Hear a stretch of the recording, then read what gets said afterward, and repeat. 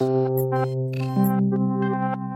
to the CyberWire's Career Notes podcast, brought to you by Recorded Future, delivering advanced security intelligence to disrupt adversaries before they disrupt you.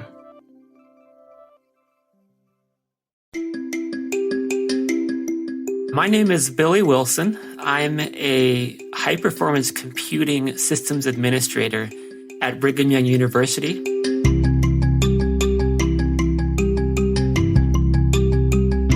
Some of my earliest notions were actually writing. I was really interested in being a writer. And that still persists to this day, that when I have opportunities and time, I like to write. It kind of resonates with me.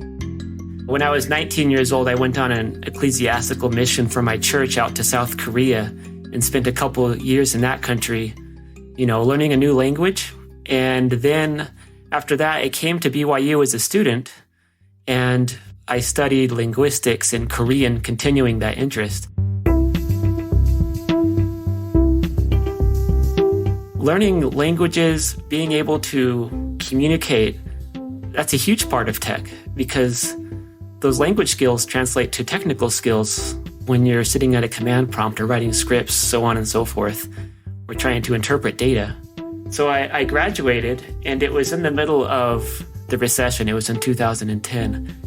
And about that time, I had a friend saying, hey, we have a company out here. Security Metrics was a mid-sized company I worked for. And they needed someone that spoke Korean to talk with their Korean clients in New York and LA. So I joined up. And after a few months there, I found myself translating the PCI DSS 2.0 that had just come out. And it was a lot of work. And partway through that, I started thinking to myself, do I want to be translating documents in a room for the rest of my life? Kind of a moment of self-reflection, deciding if this is my career or not. And I started browsing the different departments at Security Metrics and looked at one, and it said penetration testing. And I said, what is that? And I started looking into it, and you start having these visions of the old Sneakers movie, or with, I think, Robert Redford back in the day, or these kind of romanticized ideas of hacking. So that was kind of running through my head at the time. But I had a moment where I said, I want to do that, and I'm going to do that.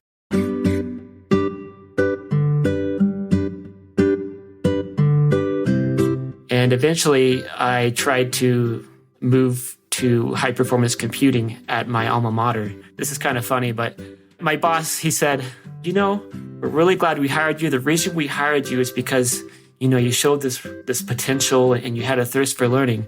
But also it was because we couldn't completely afford the people that were fully qualified for the job. I said, perfect. I'm glad that you couldn't afford the fully qualified people, because I'm so ready to learn this. So that was an opportunity for me.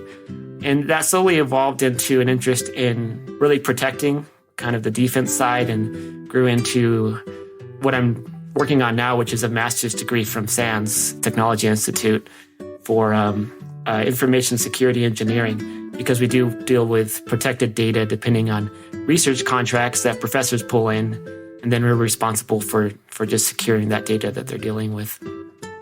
We have a big cluster of Linux servers where our researchers can dispatch jobs to do their research.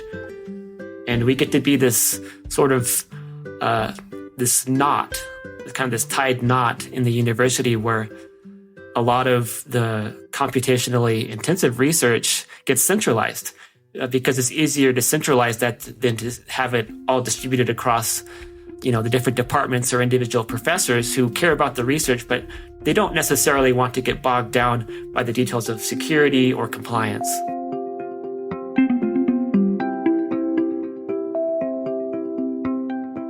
If I went back and got to talk to myself, I'd probably tell myself to not panic.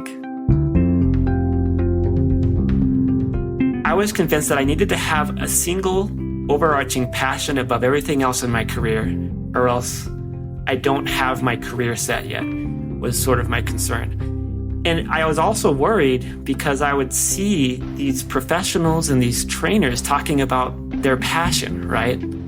And I was wondering what was wrong with me, why I didn't have the same thing. And I discovered that My personality is just a little bit different. I don't necessarily have one single overarching passion because there's so many interesting things in the world, and I shouldn't panic about that. If there's something enjoyable about it and fun, I can get started on it. Sometimes the solution isn't just to have fun all the time, but it's to get satisfaction from the work itself, because no matter how good a job is, there's always going to be work and things you might not want to do that particular day that when you finally just dig down and get it done, you still feel satisfied.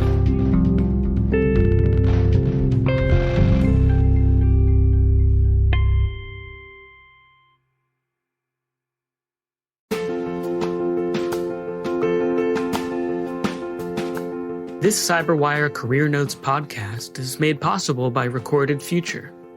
Recorded Future delivers the world's most technically advanced security intelligence to disrupt adversaries, empower defenders, and protect organizations. Subscribe to Recorded Future's weekly podcast, Inside Security Intelligence, to go inside the world of cyber threat intelligence. Each week you'll hear stories from the trenches, details on established and emerging adversaries, and insights on the cybersecurity industry. Visit recordedfuture.com/podcast or wherever you get your podcasts to learn more.